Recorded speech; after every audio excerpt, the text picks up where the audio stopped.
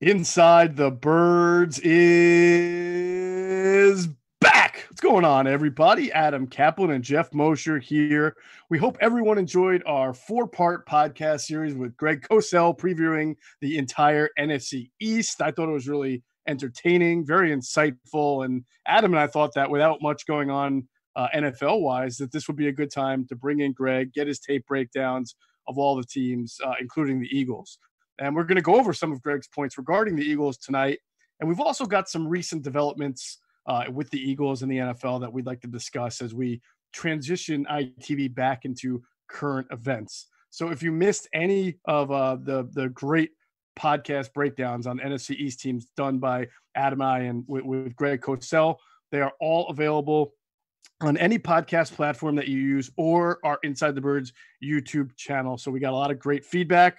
You can go to either or YouTube or your podcast platform, and you can still catch any of those breakdowns. Along with our YouTube channel, you can also hear our ITB radio that we do with 97.3 South Jersey every Monday through Friday at 4 o'clock, football at 4, we call it. And, of course, check out itb.com, insidethebirds.com, I should say. Adam's going to have an NFL notebook coming. I wrote a story on Jamal Adams that we'll talk about a little bit in this podcast. Brandon Brooks' story. Andrew DeCecco has done his NFC outlook as well. So all good stuff on InsideTheBirds.com and more good stuff coming. So before we get started, Adam, and we get into some of the things that we thought were really interesting in Greg's breakdown of the Eagles, just want to remind everybody to download the DraftKings Sportsbook and Casino app right now and use promo code ITB to get your bonuses. That's promo code ITB to get all your bonuses for your first 24 hours of casino play on DraftKings Sportsbook. Gambling problem? Call 1-800-GAMBLER. All right, Adam, let's break down what Greg had to say. It was great. It was phenomenal. It was fantastic. Yeah. You were really, I would say, I'm not surprised, I think, but I think you were taken aback by some of his remarks on Carson Wentz with the mechanics and his overall breakdown. Yeah, Geoff, here's what happened. So you and I were doing our show weekly, obviously, last year, and I'd gotten someone who works for another team who did advanced work in the Eagles because it was one of the teams that this guy was assigned, and he gave me a lot of good breakdowns of Carson's issues with mechanics.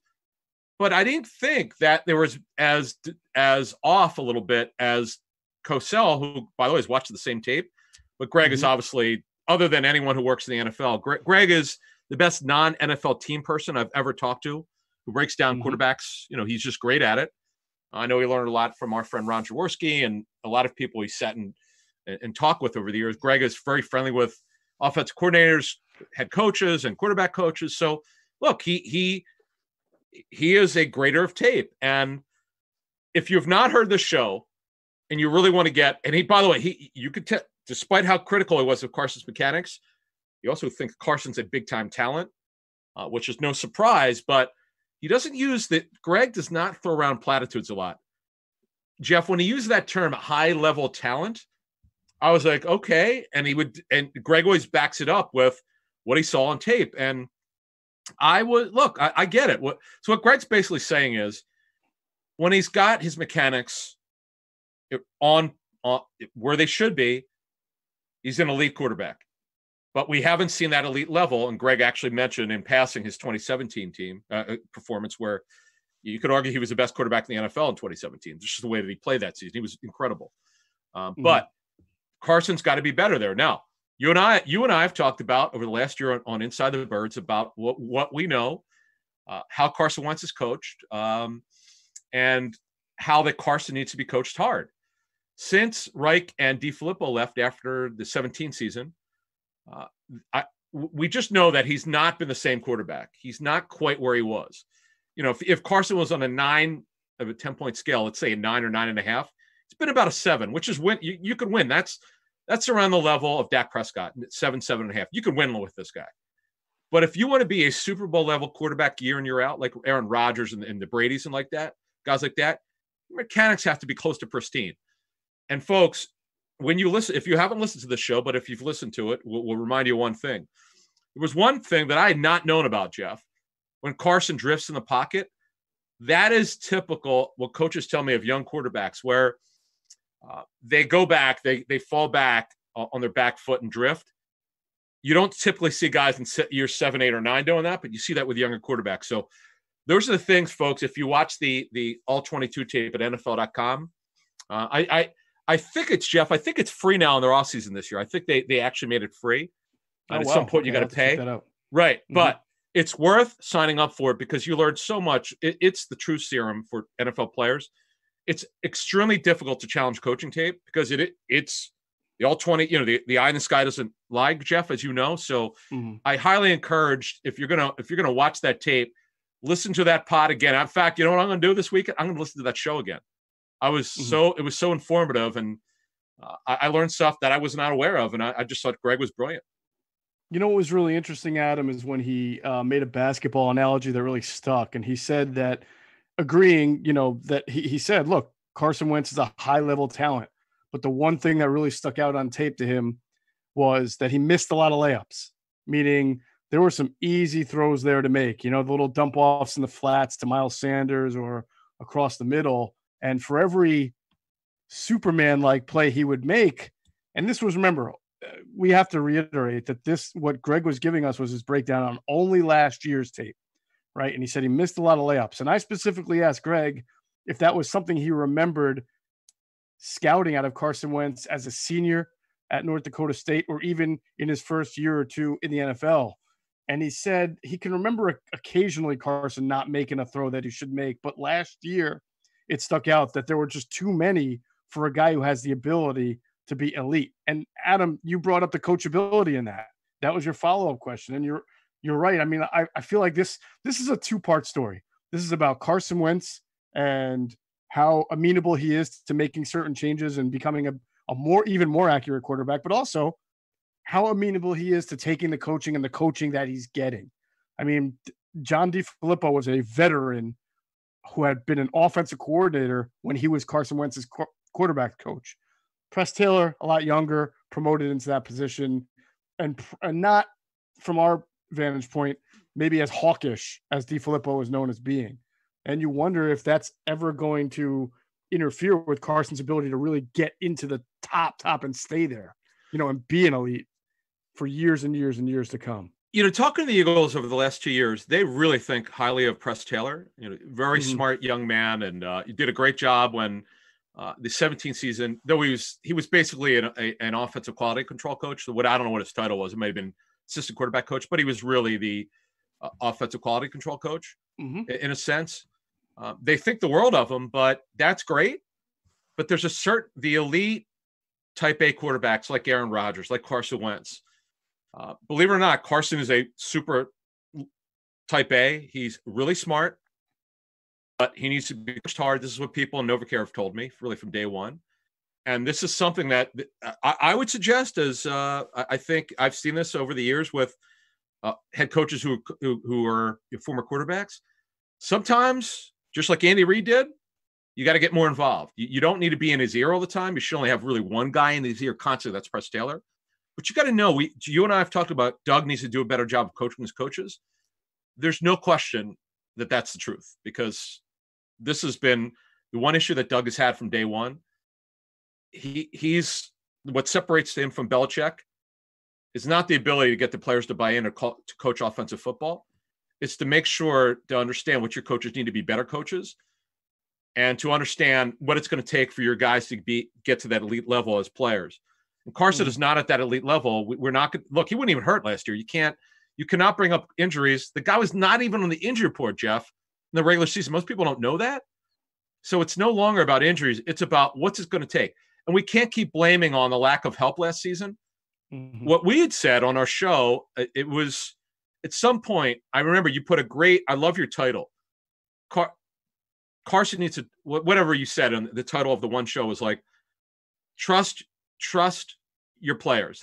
We thought that Carson needed to trust the guys he was thrown to, because he was thrown to a bunch of street free agents. You know what? Tom Brady was never working with great players other than Gronk. Right. Was really bad at receiver. The Patriots could never, other than Julian Edelman, who was a former quarterback, Wes Welker, who was a slot receiver. Go through all the receivers that the Patriots drafted that they never developed when Brady was there. You got to make players better. And Carson, when he's at his best, makes everybody better. But he needs to get back to that level I thought Cosell, to wrap this up, Geoff, did a brilliant job of explaining that. And the layups, one more thing. I love this comment Brad Childress made, who was the Eagles. He was with the Eagles years ago, but when he was with the Vikings and he was Tavares Jackson's, he oversaw the offense when Brad was their head coach. He said that Jackson needed to make the routine plays routinely. I mean, you mentioned Greg said the layups. The easy passes you can't miss. And that's what Carson needs to get back to.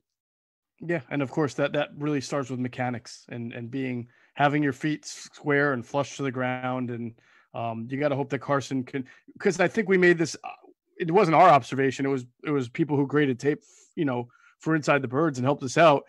Even in December when he was undefeated and they were going 4-0 down the stretch, there were still issues there. They just were not as bad as when they were losing the games. Carson wasn't a completely fine-tuned, turned around, finished product. He played great. The throw to Miles Sanders on the run is just back corner of the end I've never zone seen and that kid, the kid, that play. I don't know if you've seen the video. The kid who shot it off his phone. It was like in your living room. It's incredible. Like, and what Greg said, and this is one of the things. And by the way, if you're a fantasypoints.com subscriber, John Hansen's website, you could get Greg's notes. His breakdown of Wentz is just brilliant. One of the things that I love is, and this is when Carson's at his best, he's a top 5 quarterback. The special quarterbacks, Geoff, you know this from watching tape. Mm-hmm. They're willing to make throws that few quarterbacks are willing to make because they're not worried about what the defense looks like. They're like, I can make this throw. Remember the throw in his first ever game against Cleveland and threw it to Macklin over the middle? Oh yeah. Joe Banner and I had an argument over. No, that was I'm sorry, it was Jordan Matthews. You mean Jordan Matthews, whoever it was? Yeah, Macklin it wouldn't have been Macklin. It would have been Matthews. Joe and I working at ESPN together. We argued over it. He was convinced that that's not where he was throwing. I asked the Eagles. They said, yeah, that's what he was doing because that's Carson. That's when he's at his best, and that's what he needs to get back to. That's right. Being fearless and having his mechanics sound. He also talked about the offensive line. And I think I was a little surprised. You might've been too, that he really feels that Matt Pryor is the lead dog in the race here for right guard. And he liked Matt Pryor's tape. It stood out to me that he liked it. I thought he was going to say that it was good here, bad there, but he seemed encouraged by the idea that Matt Pryor can start right guard for this team. That was another surprise to me. I've heard mixed reviews from people about Pryor. What they loved is he was never on his backside. He's a big guy. When people grade coaching tape at the NFL level, they'll talk about a lot footwork and is he on his ass? Because if you are, that means you're either not strong enough or your footwork's bad. You're getting thrown down. They notice that Pryor, that was a little bit raw, really was on the ground. That's actually a really good sign. But I was not expect. I don't talk. Greg and I talk occasionally, but we never talked about Pryor. So you and I, we talked to him about it, and I was like, wow, he really likes Matt Pryor. He acknowledged it. Obviously, he's not as good as Brooks. He goes. He thinks he's going to be able to handle it. I mean, I know for a fact that right now it's Pryor. There's no one else in the Eagles roster who will play right guard. But it just depends on – we'll get to that in a future show, whether they bring somebody in. Then he also talked about – and he was a great breakdown. And Greg is admittedly not – offensive line is not his specialty, but he knows enough about it. He's watched coaching tape for 25 years. Geoff, as you know, he talked about Andre Dillard and some of the challenges. Yeah, we've now had Trey Thomas on, Greg Cosell, guys who are really good at either playing the position or breaking down the tape. There have been reports recently, and you've mentioned it anyway, that Dillard's weight was up in a good way. I mean, he's added strength, he has added muscle. But it's, as we've detailed with Trey, it wasn't just strength and anchor, it was hand usage, right? That to me has to go. I was going to say hand in hand, but that's like a pun. It has to complement the added weight and strength. You've got to be able to strike with your hands, and use them to your advantage right off the jump and not be tentative, because all the weight won't matter. All the strength won't matter if you're still in a defensive posture with a DN bull rushing you. You've got to get your hands engaged and then let your feet chopping do the work there. So I'm really interested. I think of all the things this year, Adam, I mean, we kind of see the team for what it is now. I don't think there's going to be any shocking additions here, maybe a right guard, maybe DN, but Dillard's got to be the top storyline for this training camp whenever it begins. If they don't re-sign Peters, hell yeah. Right. We're going to do a show, our top 10 storylines for the Eagles. If he's not one, he's top 3. Because, the Eagles have not had him in their building. All they know is he put weight on. We put out on our show a month ago that he's kept his weight up, which is a good thing. But see, the one thing I think people get confused with, sure, he needs to get a stronger anchor. He needs to put weight on. Okay. That's nothing to do with your hands. Your hands have to be the right place. You have to be manipulated the right way. And when you don't have the right hands, your feet, it doesn't match up with your feet. And that's one thing to take a look at. And, I was talking to an NFL head coach this week, and we were talking about the challenges of not having the players in the building. And the guy said, look, here's the thing. We're really happy with our players virtually, but until we get them on the field, we don't know how much progress they've made. So spinning back to Dillard, it's great that he's putting on weight, and that is clearly one of the top 3 things he needs to improve on. But the footwork and Trey Thomas, when he talked about the hands, as you mentioned, you're not going to know that, Geoff, until Jeff Stanley gets his hand on him in training camp. We're not really going to know how much he's improved until he gets on the field. Now, is Jeff Stoutland going to allow to be within 6 feet of Andre Dillard? Oh, that's another thing. Yeah. When I say that's another thing. It's funny. I was talking to this head coach, and we'll do it in our news and notes segment in a bit. We're going to talk about that, but that's a good question. I don't know, man. This is a brave new world with that stuff. But Andre Dillard, Geoff, I don't know that it could, quite frankly, he's number 1 right now. He's a number 1 question mark, I think. I can't think of a bigger storyline than Andre Dillard. Sure. Yeah. Sure. All right, let's flip to the defensive side. Greg particularly isolated the Javon Hargrave signing as one of the best free agent signings in the NFL. And he seemed to think that the going from the Steelers scheme to Jim Schwartz's, which is even more upfield, will capitalize on what Hargrave does best, and that's provide that upfield burst. Yeah, the thing about Hargrave is that, I think Greg mentioned, in college he put up good sack numbers. It was really a level of competition. The way that NFL teams saw it, he was at South Carolina State. They might be the MEAC. Really low level of college football. Yeah, he was a really good player, interesting player.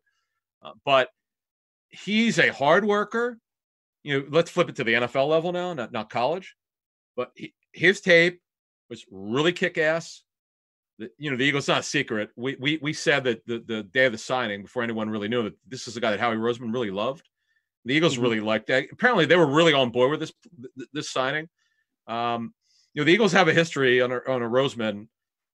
Really, when Joe Douglas came here too, of being really good at free agency, like not just contracts. They're pro guys. I don't know these guys, but whoever they've been, really over the last 6 or 7 years, it's been rare that they've missed in free agency. And Hargrave's a guy that, it's not just the Eagles. He was a guy that everybody loved, and they have an ability. And Cosell actually said this in his own way. They have an ability now to have an unbelievable defensive line, even if they don't bring one more veteran. Their interior, where I've gone, Geoff, from a guy who was all about the D ends and not the D line, the interior. I've now flipped the script. People are a lot smarter than I, which is pretty much everybody. Guys that I talk to all the time tell me, no, man, it's about the interior, because you want to move the quarterback or spot. You want to make them uncomfortable. If you get a push up the middle, they can't move. They can't. You flush them out. Other than Patrick Mahomes, Geoff, if you get up the middle, that quarterback's in trouble. So the Eagles have the tremendous advantage up here up the middle. Yeah, that's another one of our storylines. I mean, they probably have the best defensive tackle trio in the NFL, especially when you think of 4-3 teams and the importance of them. And obviously, Greg was very much on board with that signing. Thought it was really good. The secondary, I think we're all, and this would be another thing that we'll talk about. You say that you've heard, I believe, that Slay will be used as a shadow cornerback, right? It's one team source's. Yeah, it's one team source's opinion that was involved in the transaction, because this person said if they would have gotten Ramsey, Jim would have. It's not. Jim has been sort of a victim here of the lack of talent that they've had at corner, but it was this person's understanding that they would move Slay to play the best receiver, not every week, but probably would happen. Mm-hmm. But because they have not had an off season, and they're going to have to ramp stuff up, we can't say for sure. So it's a good question you asked me. I'll follow up, but it was this person, and this God knows what's going on, was this person's opinion that Jim would kind of get out of his comfort zone since he's been here. This is his 5th year, by the way. God, I can't believe he's been here this long. I know. That he would change it up a little bit. But this person also thought that Jim was, because of their issues at corner, quite frankly, since he's been here, he can only coach the guys you have. And you got to, even when you play man, you're not going to move. You're not going to ask these guys to move because they're not athletic enough. The only guy who would do it was the Maddox, because he was a slot corner. You would move him around, but their outside corners would not flip. They would stay sides when they played man. Sure. And obviously, if Jim doesn't trail, that puts Maddox in an interesting spot. I agree with you. I'd be shocked. With that money, but I don't remember if he did it with Slay in Detroit. But then again, when he had Slay was not yet a Pro Bowl corner. So I don't know if he was, he was a 3rd-round pick. Josh Norman, when the Redskins gave him that that enormous contract, Norman was annoyed because he would not trail the best receiver. He played. I think they might have played man and zone, but I do know he was pretty outspoken how they did not use him the right way where they could take advantage of his length. And that would be, to me, a travesty. If you're paying Slay what they're paying him to be one of the top 3 highest paid corners in the National Football League, if you don't have him line up against the best receiver, this has been the problem, Geoff, with these corners. Yes, they've never been good enough. That's obvious. But if you've got an elite corner like Slay, who most people still think is an elite corner, what are you paying him for not to match him up against an elite receiver? I know. I just know that some coordinators don't like to do it because they don't like to telegraph, because you can then, if you're an offensive coordinator and you've got like one good receiver and your other 2 are all right, they're pretty good, but not great. What you'll do is you'll take your best wide receiver, you'll put him in the slot just to take that corner in there out of the outsides, and then you'll take your chances against the other team's number 2 and 3 corners on the outsides with your receivers. So it kind of benefits teams that have pretty good receivers against a team that only has one good corner, which is kind of what the Eagles are right now. I mean, I like Maddox. He could be good. I'm just saying there's only one guy at the quarterback position that offensive coordinators are going to be scared at, and that's scared by, and that would be Slay. Yeah, it's funny. Before the Patriots got Gilmore, they would do that, what you were saying. They would match up the 2nd, 3rd corner. They would not play their best corner on the best receiver. Belichick didn't believe in it. And obviously now Stephon Gilmore does. I mean, he's a great player. That was a great signing. Look, Revis did it. When Bill was a big Belichick, they played a ton of zone in the early to mid 2000s. Sure. But the trend now in the National Football League is to go more man than zone. Or even if you're a man team, even if you're a zone team, start at least splitting it man and zone. Right. That's just the way that it's. I'd have to. It's a good question. I would like to know why teams have done that in recent years. That's actually a pretty good question. I need to find out. But the secondary clearly now on the defense, particularly at corner, is other than Slay, there are tremendous question marks. So there's been a lot of movement, by the way, this offseason with the Eagles in the secondary. Yeah, definitely. And we know Greg likes Will Parks. I mean, he seems to. Yeah, how about that one? Yeah, a lot. Yeah, and we've been saying this for a while. I think a lot of people thought that when Mills came back under that hybrid role that he was going to start safety, but Will Parks is actually a safety and is someone who can fulfill multiple safety. He can play in the box, not a great post safety, but he can do it. He can blitz a little bit. He can bring you a lot more to the safety position than I think Jalen Mills can bring you overall. So to me, it would be more natural if Rodney McLeod and Will Parks were the starters and Mills came in to cover like tight ends and, be an interior slot defender. Here, my only issue with this is why didn't the Broncos bring him back? I know they got to pay Justin Simmons. Figure that out. Yeah. It always concerns me when, coaches always tell me we don't let players go who could help us. Well, if that's the case, what is that what happened in Denver that the Broncos didn't think Parks could help him? I don't know. That one to me was a little question, but in the Eagles, again, in free agency, they're really good at it. Look, when Greg Cosell likes a player, I take note of that. And it is free agency, so the Eagles are pretty good at it. The chances are probably pretty good that this will be a good signing for them. But he's on a 1-year deal, prove-it deal. We'll see how he plays. They drafted Kayvon Wallace, so they're super excited about. Who, talking to guys around the league, I'm still trying to figure out if you like this guy so much, why the hell did he make it to the 4th round? Can you explain that?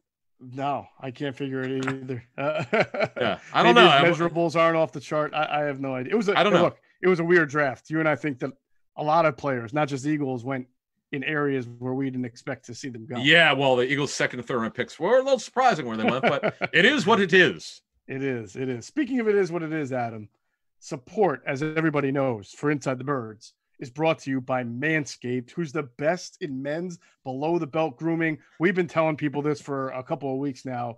Manscaped offers precision-engineered tools for your family jewels. They obsess over their technology developments to provide you the best tools for your grooming experience.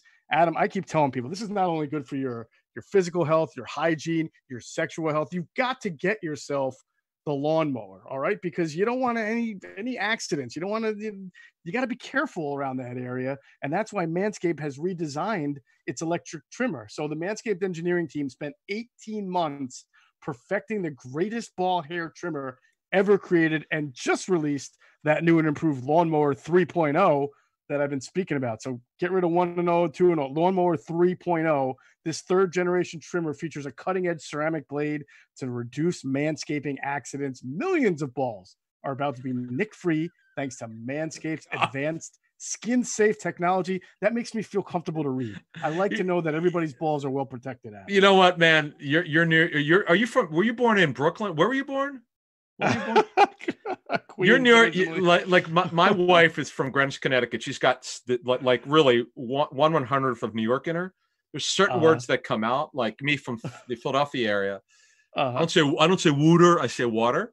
But there's certain words that come out. Your New York accent came out a little bit. I thought it was awesome. God, I've been out of there I was in Connecticut where your wife's from for several years too. So yeah. I thought Connecticut beat it out of me. But anyway, go ahead. Sorry. Regardless of dialect, manscaping accidents are a thing of the past. And when I tell you this is premium, I mean premium. The battery lasts up to 90 minutes, so you can take a longer shave.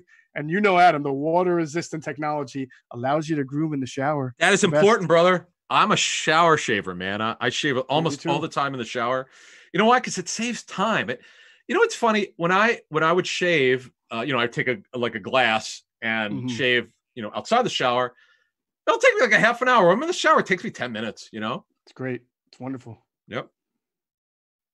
Tell us about the other cool features. There. Oh, yeah. My bad. So one of the coolest features, Geoff, is the LED light, which illuminates grooming areas for a closer and more precise trimming. Got to get that precise trimming. You don't want to leave anything there to chance, They've also upgraded to a 7,000 RPM motor with quiet stroke technology. By the way, that's trademarked. Quiet stroke technology. I like, you don't want something that's really loud when you're shaving down there. You know what I mean? You don't want to do that.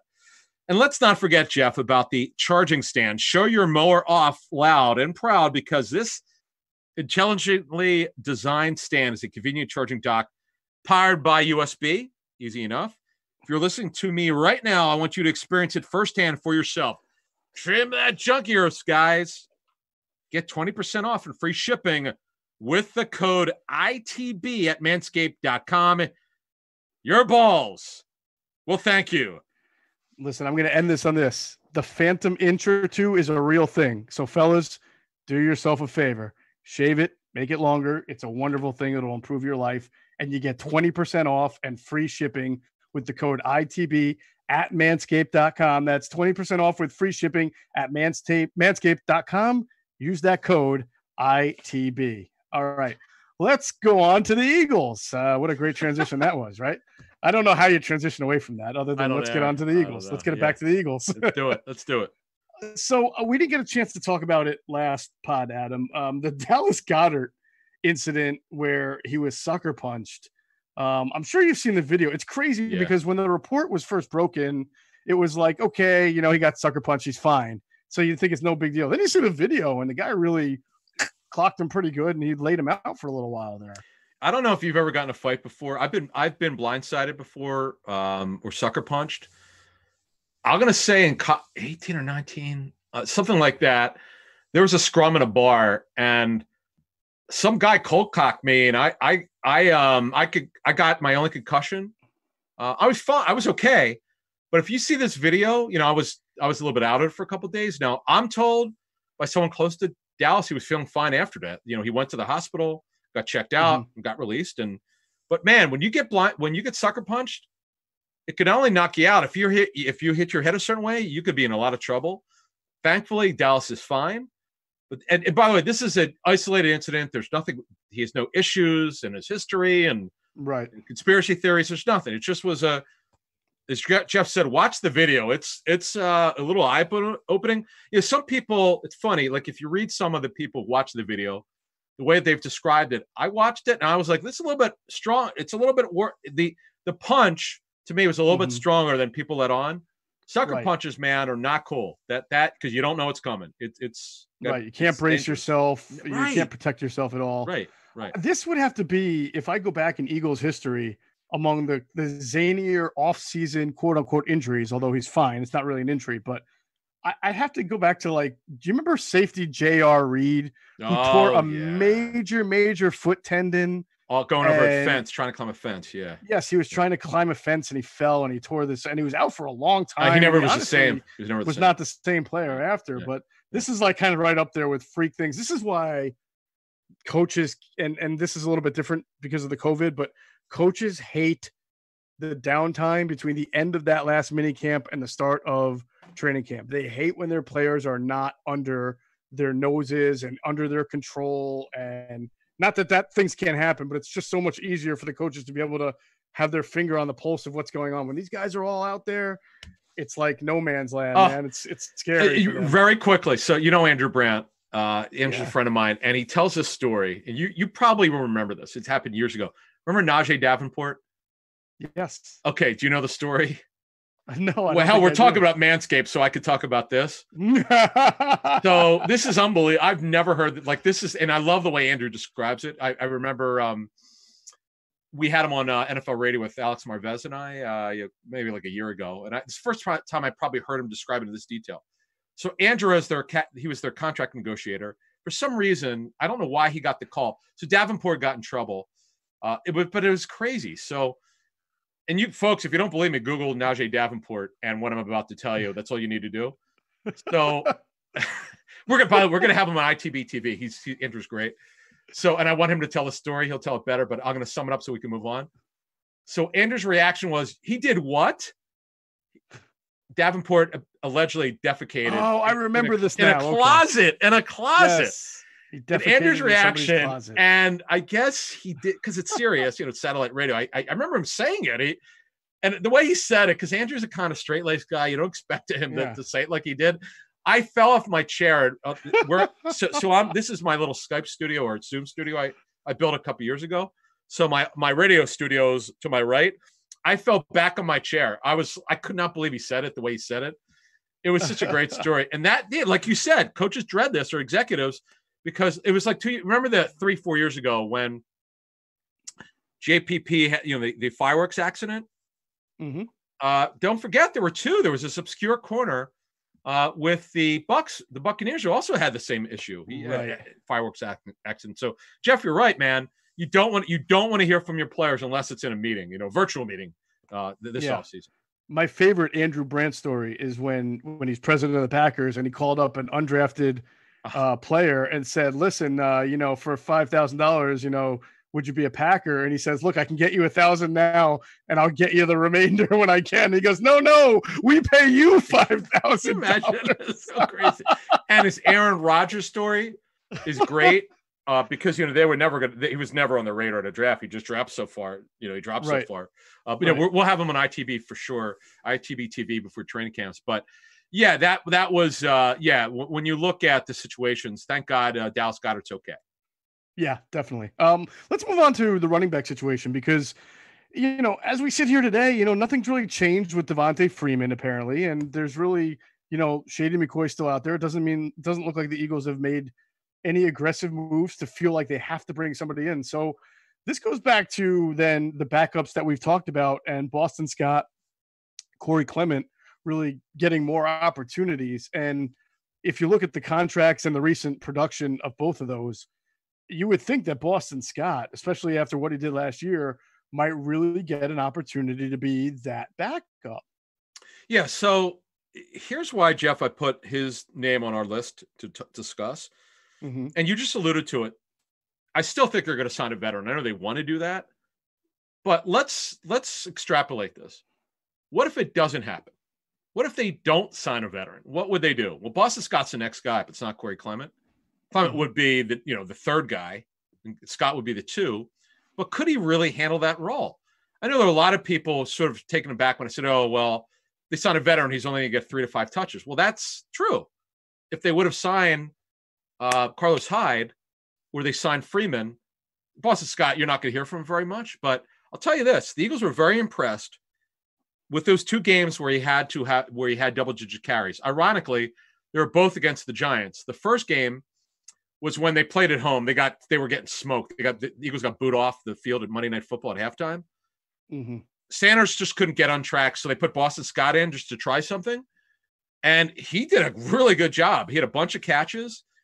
And you and I know that he did really well in training camp. And he started to develop a role. And also when the second game, when Sanders actually, I don't know if you remember this, the second game is when they needed to win against the Giants. Was it week 16 or 17? Mm-hmm. Sanders actually turned his ankle in that game, and plus they were blowing the Giants out. So they pulled Sanders and they put Scott in. He had 17 carries in that game. Yeah. So that Eagles source said to me, he goes, "You know what? We knew Scott's a good player because we saw him last offseason, and his practice tape was pretty good, but you never know when he gets into a game. Like their offseason tape matched up what he looked like in season. So if they don't sign a veteran, I'll up that total to 7 to 10 touches a game behind Sanders. That it would pretty much be a 2-man backfield. Sanders is still going to get 15, 18 touches. I'm going to stick with what I put out 2 months ago. And Scott will be the second guy. Because here's the thing that one person told me. Yeah, he's not great in between tackles, but when you put him in to catch the football, he's got a little juice. He's got a little bit of make you miss. And they were, I don't know, should I say pleasantly surprised? He's a little bit explosive, a little bit more of a mover outside of formation. So that's something. Look, it wouldn't surprise me, Geoff. Even if they sign a veteran, I know Scott wouldn't play a whole lot, but I'll say this much: if they sign Shady, I don't know what Shady has. Maybe Scott's role, will be a little bit bigger than we anticipate if they sign Shady. Well, I've been wrestling with this, Adam. Why sign somebody at this point? I mean, Devontae Freeman's a very talented running back when healthy. If his number came way down, I could understand for what $1.5 million, like $1.5 million. Let's come up with $1 million. Something reasonable. I could see the Eagles saying, "Let's do this now." But why sign anybody now when you already have a stable of young guys that you can at least evaluate, and not wait until the cuts are made at the end of camp when there's always 2 or 3 running backs who can move the chains for you, who are a little bit accomplished. There's always a couple of those guys who get cut as far, when the team's downsize, and you can just find a guy then. But until then, why don't you just give enough opportunities to Holyfield, to Scott, to Clement, and see if you can't get somebody to really step up and seize that spot? Well, I did put on our show when I put the Hyde scoop out that one thing they did want to do, and one of the reasons why I said the Eagles don't want to pay a lot to a veteran is because they want to take a look, as you just said, at those younger players. Right. Holofield's the guy of that group of Killins and the other kid. That they're really intrigued, despite that 40 time, which they say plays much faster. Not that he's fast. There's Michael Warren, is the other undrafted kid. But they want to take a look at those guys, particularly Elijah Holyfield. They think he's got a future. They think he's got something there, and they're on to what he brings, and they think he's a guy that could help them eventually at some point. And like you said, they'd like to see him in training camp. But the one issue and the reason, the one thing that I took out of our reporting 6 weeks ago, whatever the hell it was, is that they want an option. If Sanders gets hurt, Geoff, they got a problem because they don't have an answer. Boston Scott's not an answer for 8 weeks. For 2 or 3 weeks, back Geoff, to the committee again. Yeah. And that's fine. For 2 weeks or 3 weeks, I think Boston Scott, Clement, maybe one of those kids could handle it. But 6 to 8 weeks, you don't have an answer if you don't have Carlos Hyde, Shady maybe, but then you obviously would have to spend more money. But don't, as you made a really good point, don't forget 3 years ago they traded for Jay Ajayi at the trade deadline. You're absolutely right. You don't have to do anything right now. All right, you have some interesting stuff on Jamal Adams that you want to get into. So we're going to do that. First, I'm going to pause real quick to thank our friends at PHL sportsnation.com, continuing to enhance the fan experience with their coverage of the Eagles, Sixers, Phillies, and Flyers. And hey, the Phillies are coming back, so they'll be ramping up their efforts there to cover the Phillies. So make sure you check out phlsportsnation.com. They got great podcasts, great overall content for the fans, by the fans. That's their motto. So make sure you check them out, phlsportsnation.com. We thank them for their partnership. And we're going to pause right now real quick for a word for some more of our great sponsors. All right, Adam. Jamal Adams' name is, he seems to be taking the Jalen Ramsey / Yannick Ngakoue route of trying to get moved. Worked for Ramsey, hasn't worked for Ngakoue. What do you know about the situation with Adams and the Jets, first and foremost there? They don't want to trade him. Yes. Which a couple things here. This personnel staff and coaching staff, they were not there when he was drafted. It's not like they have an allegiance to him, but he is a phenomenal football player. The new thing that players do, and you mentioned some of the guys who've done it. Stephon Diggs did it. That may or may not have helped him get traded. But if you do your homework on these guys, Adams is a class act. And Ngakoue is a class act. They're just using whatever leverage they have to get out of there if they don't want to be there. Now with Adams, here's his issue. Joe Douglas, the general manager of the Jets, went on record saying they would address his contract in the offseason. However, he never explained what that meant. Does that mean making an offer, which Adams, by the way, last week said that they've not even made an offer yet? Because the way this would go, if, let's say, the highest paid safety is Eddie Jackson of the Bears, it's just under $15 million. Adams said the $20 million that's out there is completely false. He just shot it down. It's never came from them. And I believe that. That's absurd. That's DN money. He's not going to ask for. He's a great player, but he's not. That'd be ridiculous. That's basically. Ngakoue is looking for 21 to 20, probably 22 million. Tank Lawrence got 21 million. You're not paying a safety $20 million. It's absurd. I don't know where that came from, but let's say he wants 16 million. When you negotiate, you're the team that has the player. You go ahead, you talk to his agent. I think it's Kevin Connor. You may start at 13 million, which is not going to get it done. Obviously, he's going to want to get paid more than Jackson, but you just start somewhere. So, but I think the Jets look at it this way. They've got him under control for a minimum of 2 years. He's under contract. Plus, he'll fifth year option plus 2 franchise tags. This is the first year that you can negotiate with him in terms of extension. Because you have to do it after the third. You can't do it until after the third year under the CBA. The Jets didn't want to do anything this year, but if that's the case, then why don't you tell him that, so he doesn't have to go on social media and start wanting to be traded? I'm not him. I don't know. Look, he's made it clear if he's going to get traded, he wants to go to Dallas. Okay, fine. And the Cowboys, Geoff, as you know, tried it. They wanted Earl Thomas a couple years ago, and ironically, they were talking to the Jets last fall. And Joe Douglas has said on the record, I'm going to listen. Anyone who calls, that's what Ozzie Newsome would do. Okay. But don't you think that you should at least talk to the player, as he said he would? Hey, listen, if you're not going to offer the guy a contract, then just let him know so that you can move on. And apparently he's not happy that they haven't made an offer. No, if I'm the Jets, though, I'm thinking 2 things. One, as disappointed as Jamal is now, because the Jets have not been good for a while and he's not getting paid. There's 2 things I would keep in mind. The Jets were 6-2 in their final 8 games last year. They were 7-6 in games that Sam Darnold started. Their defense we saw it in the Eagles game. The Eagles blew them out because they scored a couple of defensive touchdowns. 10 sacks. Yeah. Right. They had trouble moving the ball against that. The defense is not bad. And so I think the Jets have a chance to be decent and maybe take a big step. And that might change how he feels about the team next year. And the second thing I would keep in mind if I were Jamal Adams is that this is, as you mentioned, it's the first time he's been even eligible for an extension. He comes from the same draft class as Patrick Mahomes, Deshaun Watson, Tre'Davious White, TJ Watt, George Kittle, Budda Baker, Alvin Kamara, and many others. None of those guys have gotten their extensions yet either. So it's not like he is the lone wolf or the forgotten man and this organization has done him wrong. There's obviously something going on right now. And I think that, owners right now might be reluctant to give up a lot of upfront money when they don't even know what's going to happen with this season.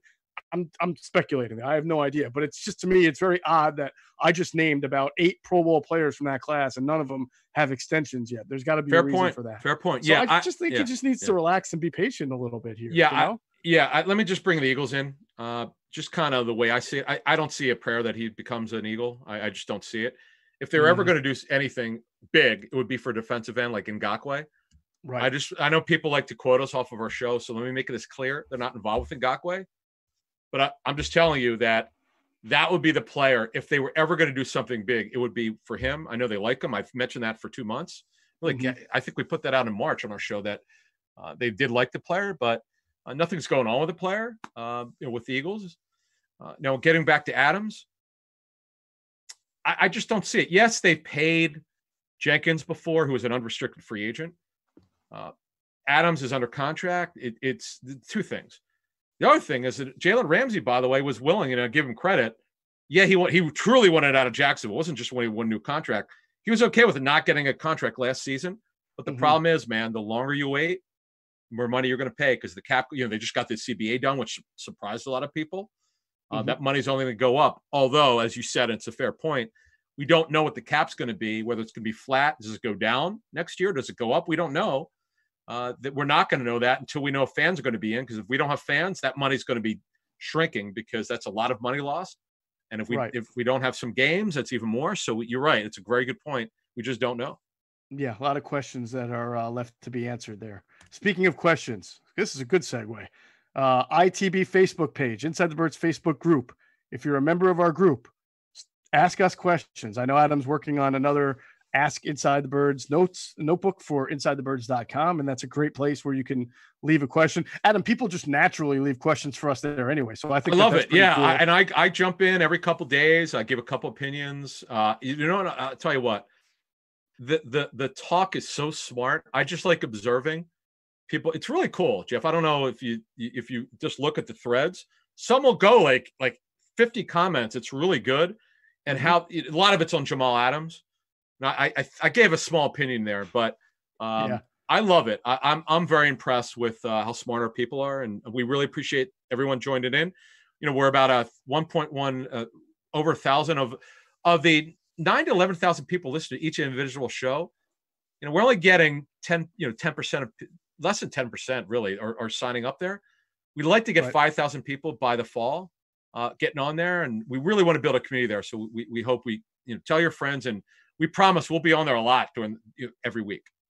Definitely. All right. We have some other items, but I think that we can table that for a future ITB. We've covered a lot today. So we will do that. And I want to remind everybody that, Phillies are coming back. So check out the Powder Blue podcast. I do that with me, Hunter Brody, who helps produce Inside the Birds, and of course, Frank Close, the Phillies insider at 97.3 ESPN.com. So check it out, because baseball is back. Anyway, that's going to do it for this episode of Inside the Birds, the leading podcast in Eagles Intel. And again, thanks to Hunter Brody. Check out his work on YouTube. It's called Sports Talk with Broads. He also does a great podcast with former Villanova basketball star Darrell Reynolds. It's called Processed. So make sure you check that out on all your podcast platforms, and check out Hunter on Twitter at Broads81. And as always, we thank you for flying with us inside the birds.